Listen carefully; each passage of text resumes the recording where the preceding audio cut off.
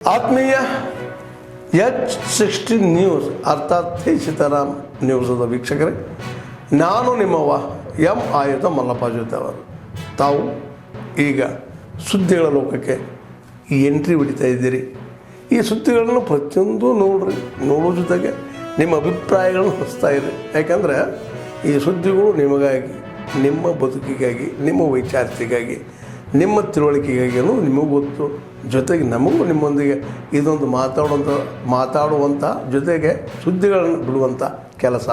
ಈ ಕೆಲಸದಲ್ಲಿ ನಾವು ನಿಮ್ಮೊಂದಿಗಿದ್ದೀವಿ ಅಂತ ಹೇಳ್ತಾ ನೋಡ್ತಾ ಇರಿ ಸುದ್ದಿಗಳನ್ನು. ಒಂದನೇ ತಾರೀಕು ಮಾಡುವಂಥ ಪ್ರತಿಭಟನೆಯಿಂದ ಸರ್ಕಾರ ನಿದ್ದೆಯಿಂದ ಎದ್ದೇಳಿತು, ಬಟ್ ಇನ್ನೂ ನಡೆಯಲಿಕ್ಕೆ ಸ್ಟಾರ್ಟ್ ಮಾಡಿಲ್ಲ. ನಿದ್ದೆಯಿಂದ ಮಾತ್ರ ಎದ್ದು ಕೂತಿದೆ. ನಿದ್ದೆಯಿಂದ ಎದ್ದು ನ್ಯಾಯಮೂರ್ತಿ ರಾಮಮೋಹನ್ ದಾಸ್ ಅವರ ವರದಿಯನ್ನು ಸ್ವೀಕಾರ ಮಾಡಿ. ಹಾಗಾಗಿ ಏನು ಈ ರಾಮಮೋಹನ್ ದಾಸ್ ಅವರವರ ಕರ್ನಾಟಕ ಸ್ವೀಕರಿಸಿದೆ, ಆದರೆ ಆ ವರದಿಯನ್ನು ಶಿಫಾರಸು ಜಾರಿ ಮಾಡಲು ಇನ್ನೂ ಮುಂದಾಗಿಲ್ಲ. ಸರ್ಕಾರದ ಈ ನಡೆ ನಮಗೆಲ್ಲೋ ಒಂದು ಕಡೆ ವಿಳಂಬ ರೀತಿಯನ್ನು ಮುಂದುವರಿಸ್ತಿದೆಯಾ ಅಂತ ನಮಗೆ ಮತ್ತೊಂದ್ಸರಿ ಅನುಮಾನ ಮೂಡುವಂತಾದ. ಹಾಗಾಗಿ ರಾಜ್ಯದ ಮುಖ್ಯಮಂತ್ರಿಗಳು ಸಿದ್ದರಾಮಯ್ಯನವರು ಎಲ್ಲೋ ಒಂದು ಕಡೆ ನಾಯಕತ್ವದ ಚಾಟಿ ಏನಾದರೂ ಕಡಿಮೆ ಆಗ್ತಾ ಇದನ್ನು ಜಾರಿಗೊಳಿಸಲಿಕ್ಕೆ ಅವರಲ್ಲಿ ವಿಫಲವಾದ ಅನುಮಾನಗಳು ಕೂಡ ನಮ್ಗೆ ಕಾಣಿಸ್ತಾ ಇದ್ದಾವೆ. ನಾವು ಅಭಿಮಾನಿ ಮನೆಗೋಸ್ಕರ ಮತ್ತು ಅನೇಕ ಮಾದಿಗ ಮುಖಂಡರು ನಾವು ರಾಜ್ಯ ಸರ್ಕಾರಕ್ಕೆ ಎಚ್ಚರಿಕೆಯನ್ನು ಕೊಡ್ತಾ ಇದ್ದೀವಿ. ಏನು ಈ ಆಗಸ್ಟ್ 16 ಒಂದು ವಿಶೇಷ ಅಧಿವೇಶನವನ್ನು ಕರೆದಿಲ್ಲ. ಆ ವಿಶೇಷ ಅಧಿವೇಶನ ದಿನವೇ ನಮಗೆ ಮಾದಿಗರಿಗೆ 6% ಏನು ಸದಾಶಿವ ಆಯೋಗ ಇರ್ಬೋದು, ನಾಗಮೋಹನ್ ದಾಸ್ ಆಯೋಗ ಇರ್ಬೋದು, ಮಾಧುಸ್ವಾಮಿ ಉಪಸಮಿತಿ ಆಯೋಗ ಇರ್ಬೋದು, ಈ ಎಲ್ಲ ಆಯೋಗಗಳು ರಾಜ್ಯದಲ್ಲಿ ಮಾದಿಗ ಸಮುದಾಯ, ಎಡಗೈ ಸಮುದಾಯ ಅವು ದೊಡ್ಡ ಸಂಖ್ಯೆಯಲ್ಲಿದೆ ಅನ್ನೋದನ್ನು ಕ್ಲಿಯರ್ ಕಟ್ಟಾಗಿ ಹೇಳಿದ್ವಿ. ಇದರಲ್ಲಿ ಯಾವುದೇ ರೀತಿ ಗೊಂದಲವಿಲ್ಲ. ಹಾಗಾಗಿ ನಾವು ಮಾನ್ಯ ಈ ರಾಜ್ಯದ ಮುಖ್ಯಮಂತ್ರಿಗಳಿಗೆ ಒತ್ತಾಯ ಮಾಡ್ತೀವಿ, ಆಗಸ್ಟ್ 16 ಸಬ್ಜೆಕ್ಟ್ ಟು ಕಂಡೀಷನ್ ಈಗೇನು ನಾಗಮೋಹನ್ ದಾಸ್ ಅವ್ರ ವರದಿ ಪ್ರಕಾರ 6% ಅವತ್ತೇ ಜಾರಿ ಮಾಡಬೇಕು. ಏನು ನಮ್ಮ ಇವತ್ತಿನ ಅಂಕಿಅಂಶಗಳ ಪ್ರಕಾರ ಎಲ್ಲ ಪರಿಶೀಲನೆ ಮಾಡಿ ಮತ್ತು ನಮಗೆ 6ರಿಂದ 8% ಜಾರಿ ಮಾಡಬೇಕು ಅಂತೇಳಿ ತಮ್ಮ ಮುಖಾಂತರ ಕೇಳಲಿಕ್ಕೆ ಇಷ್ಟಪಡ್ತಾ ಇದ್ದೀನಿ.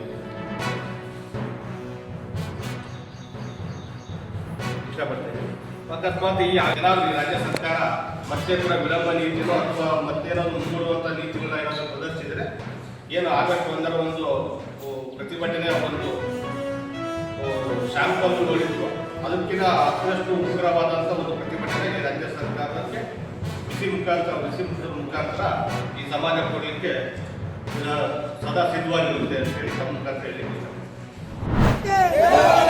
ಕರ್ನಾಟಕ ದಲಿತ ಸಂಘರ್ಷ ಸಮಿತಿ ಹೋರಾಟಕ್ಕೆ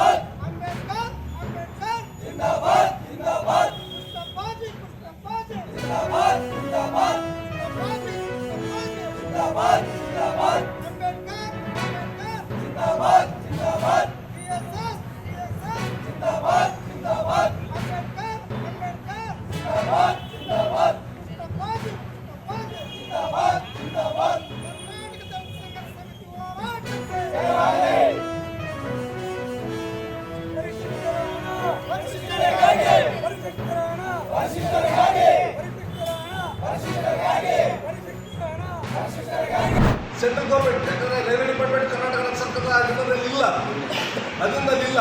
ಹಂಗಾಗಿ ಅವ್ರು ಮಾಡಬೇಕಾದ ಹೋರಾಟನ ಶುರು ಮಾಡಿಬಿಟ್ಟು ಮಾಡಬೇಕು. ಇದು ಮಾಡತಕ್ಕಂಥದ್ದು ನಾಟಕೀಯ ಒಂದು ಬೆಳವಣಿಗೆ ಅಂತಕ್ಕಂಥದ್ದು ನಾನು ಹೇಳಕ್ಕೆ ಬಯಸ್ತೇನೆ.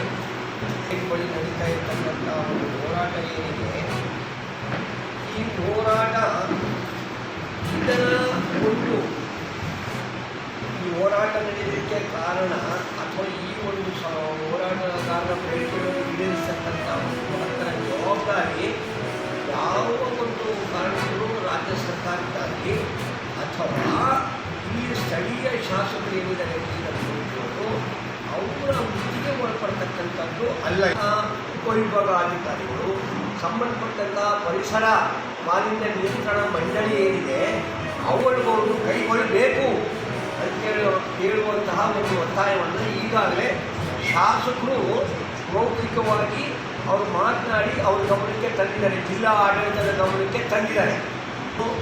ಯಾವುದೇ ಒಂದು ಬೇಡಿಕೆಯನ್ನು ನಾವು ಇಟ್ಕೊಂಡು ಹೋರಾಟಕ್ಕೆ ಹಿಡಿತೀವಿ ಅಂತಂದರೆ ಹೋರಾಟದ ಮೂಲಕ ನಾವು ಜನಗಳಿಗೆ ಅನುಕೂಲ ಮಾಡುವಂಥ ಸಂದರ್ಭ ಇದ್ದಾಗ ಅದನ್ನು ರಾಜಕೀಯವಾಗಿ ತಿರುಚುವಂಥ ಒಂದು ಮಾರ್ಗವನ್ನು ನಾವು ಯಾರನ್ನು ಅದು ಹಿಡಿಬಾರ್ದು.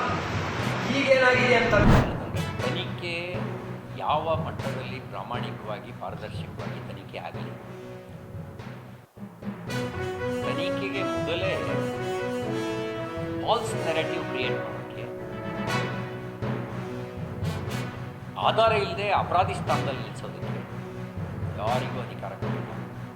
STPI ಟ್ರ್ಯಾಕ್ ರೆಕಾರ್ಡೇ ಒಂದು ಕಮ್ಯುನಲ್ ಟ್ರ್ಯಾಕ್ ರೆಕಾರ್ಡ್.